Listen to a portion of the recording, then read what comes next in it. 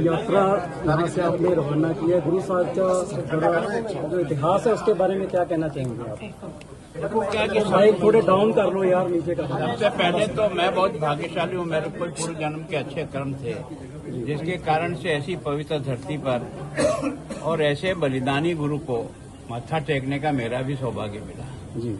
मैं सोचता हूँ कि गुरु तेज बहादुर का जो बलिदान हुआ चांदनी चौक में, वो दुनिया को एक तरह से आश्चर्य में डालने वाला है। और केवल बात क्या थी, कश्मीर के पंडितों ने आकर के कहा था कि हमको या तो धर्म परिवर्तन करना है या हमें मृत्यु को स्वीकार करना है। अब ये आप ही रक्षा कर सकते हो। तो गुरुजी थोड़ा सोचने लगे उनकी बात पर। तब तो गुरु गोविंद सिंह 9 साल के थे। 9 साल के बच्चे ने कहा कि धर्म पर बलिदान होना तो सबसे पुण्य काम है, इससे कोई पुण्य काम हो नहीं सकता, और इसके लिए आपसे योग्य व्यक्ति और कौन होगा। तो एक तरह से पिता को भी धर्म की रक्षा के लिए एक छोटा सा बालक इस बात की प्रेरणा देता है।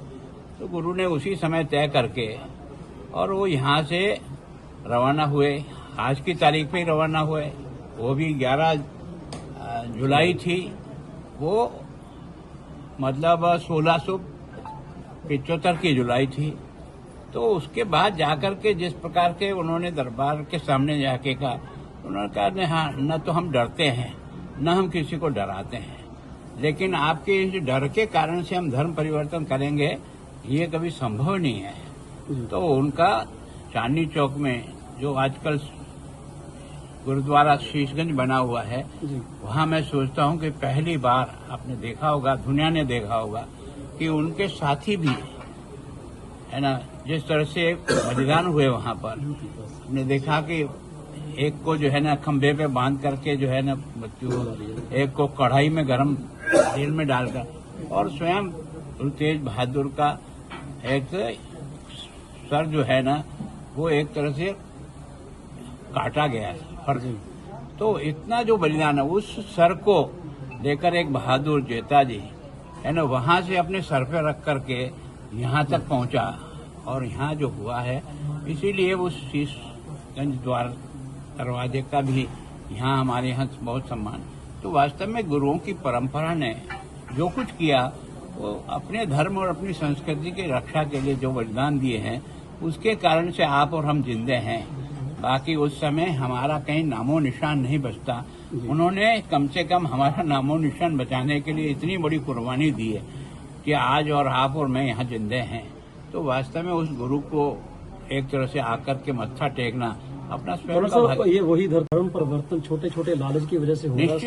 निश्चित रूप से ये हम सबके लिए चुनौती है कि वास्तव में जिन्होंने, और विशेष कर गुरु गोविंद सिंह ने एक विशेष पहचान दी है ना, ये जो खालसा पंथ का निर्माण किया, ये धर्म की रक्षा के लिए हुआ। दुर्भाग्य यह है कि आज लोभ और लालच के कारण से कई लोग जो है ना धर्म परिवर्तन कर रहे हैं। वो धर्म परिवर्तन में ड्रेस परिवर्तन नहीं है, नाम परिवर्तन नहीं है, पर अपनी श्रद्धा का परिवर्तन है। अगर व्यक्ति की श्रद्धा का परिवर्तन होगा तो कभी न कभी देश परिवर्तन भी स्वाभाविक उसमें से खड़ा हो जाएगा। तो इस चुनौती को किसी एक जगह की चुनौती नहीं मानना चाहिए, हम सब लोगों को मिल करके उसके खिलाफ वातावरण बनाना चाहिए। एक रिलीजियस आपकी बात भी की जाए या बाकी की जगह की बात की जाए देश में, उसके बारे में देखो, मैं सोचता हूँ विभिन्न प्रकार के कार्यक्रमों का आयोजन होता है। आज भी देश का जो भी व्यक्ति इधर आता है वो माथा टेकता नहीं टेकता है।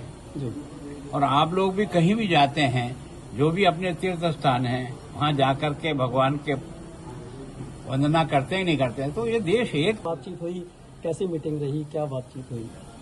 ये मेरी कोई विशेष बात नहीं हुई। मैं तो केवल यहाँ की जो कुछ भी समस्या है और भविष्य में जो 30 नवंबर के दिन यहाँ एक बड़ा जो फंक्शन होगा, क्योंकि उनका बलिदान हुआ 26 नवंबर के दिन, और उसके बाद जो यहाँ उनका सर लेके आया, धड़ वहीं छूट गया, उसका यहाँ हुआ। तो एक बहुत बड़ा पर्व यहाँ मनाया जाता है और 350 वर्ष है।